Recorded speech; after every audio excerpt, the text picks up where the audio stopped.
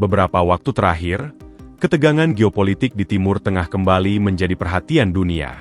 Hubungan yang semakin panas antara Iran dengan Israel, serta keterlibatan Amerika Serikat memicu perdebatan besar di dalam negeri Amerika sendiri.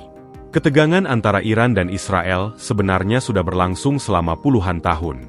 Namun ketika Amerika ikut terlibat dalam dinamika tersebut, dampaknya tidak hanya terasa di Timur Tengah, tetapi juga di dalam negeri Amerika sendiri. Banyak warga Amerika merasa konflik semacam ini selalu berakhir dengan pola yang sama.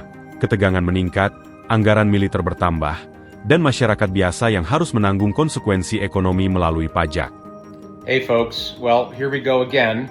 I don't think Donald Trump has learned anything from decades of failed military adventurism. Americans are sick of this. I'm sick of this. I went to war 3 times for this country. And I saw the working class people that I grew up with, that I fought with, bearing the burden of deployment after deployment, conflict after conflict. Meanwhile, the elites in Washington continue to bang their war drums and talk tough. And it's always the working class people who pay the price. So Americans are pretty sick of it. They want affordable housing. They want to be able to pay for their utilities and their groceries. They don't want a continuation of these endless conflicts. So I think Congress should return to Washington immediately, take up the war powers vote, and demand answers from this administration about how we're going to prevent this from spiraling out of control and becoming yet another endless conflict. I am tired of waking up to war every day! I am tired of waking up to missiles every day! I am tired of waking up to war every single day! I'm tired of it! I am tired of it! We are not at war, motherfucker. Who the fuck is we? Every time some shit pop off, y'all say we are at war. Who the fuck is we? The only thing we are at war with is these high-ass bills, these bullshit jobs, Uncle Sam taxing our ass every time we get paid like a motherfucker, and our own mental health as we try to process this shit. Talking about some we. Who the fuck is we? Nah, fuck that. You leaders who have issues with each other, how about y'all step in the ring and settle it and leave us the fuck out of it? Talking about some we. Who the fuck is bitch? Generasi muda Amerika, khususnya Gen Z dan milenial, semakin vokal menyuarakan ketidaksetujuan mereka terhadap perang yang dianggap menguras sumber daya negara. Dan jauh sebelum ketegangan terbaru terjadi, banyak masyarakat sudah mengeluhkan tekanan ekonomi yang mereka rasakan. Harga rumah yang melonjak, biaya kesehatan yang sangat mahal, serta utang pendidikan yang membebani generasi muda menjadi topik yang terus dibicarakan di dalam negeri.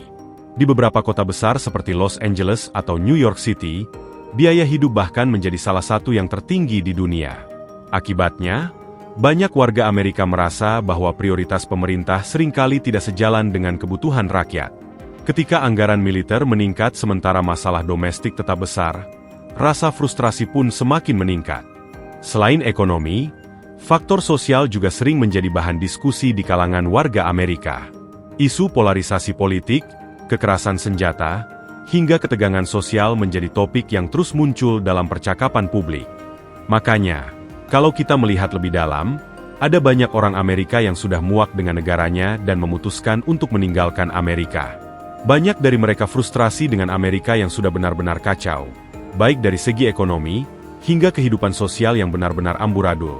Bahkan ada seorang warga Amerika yang sudah lama tinggal di Indonesia mengatakan dengan tegas, kalau dirinya tidak mau kembali lagi ke sana dan tidak mau membesarkan anaknya di sana, karena rusaknya ekonomi hingga kehidupan sosial di sana. I would never raise my child in America, and here's why. In America, if you're a white, straight man, you're taught to hate yourself. You're taught that you're an oppressor. You're taught that your ancestors oppressed people. So somehow, therefore, it's your fault because of the way you look. All that is bullshit. I'm not going to feel guilty about my skin color. In fact, I'm proud of the way I look. Damn proud. And I want my son to feel proud. I don't want him to grow up in that hateful environment, having to question, what sex is he? Coming home, am I a girl? What the fuck? I'm not dealing with that shit. White people are not taught to hate themselves here. You are free to be you. You're free to raise your children the way you want to raise them. It's a much more free and it's a way less oppressive society for everyone, and including white people. And the West is extremely toxic and oppressive towards white people. Dari sini kita bisa mengambil sebuah kesimpulan, bahwa apa yang terjadi di Amerika saat ini bukan sekadar soal konflik luar negeri, tetapi juga mencerminkan kegelisahan yang semakin dalam di dalam negeri mereka sendiri. Ketika biaya hidup terus meningkat, utang generasi muda menumpuk, dan berbagai masalah sosial belum menemukan solusi yang jelas, banyak warga mulai mempertanyakan arah masa depan negara mereka. Tidak sedikit yang akhirnya memilih mencari kehidupan baru di tempat lain yang mereka anggap lebih stabil dan lebih manusiawi. Fenomena ini menunjukkan bahwa kekuatan sebuah negara tidak hanya diukur dari militernya atau pengaruh geopolitiknya, tetapi juga dari seberapa sejahtera dan tenangnya kehidupan masyarakat yang tinggal di dalamnya.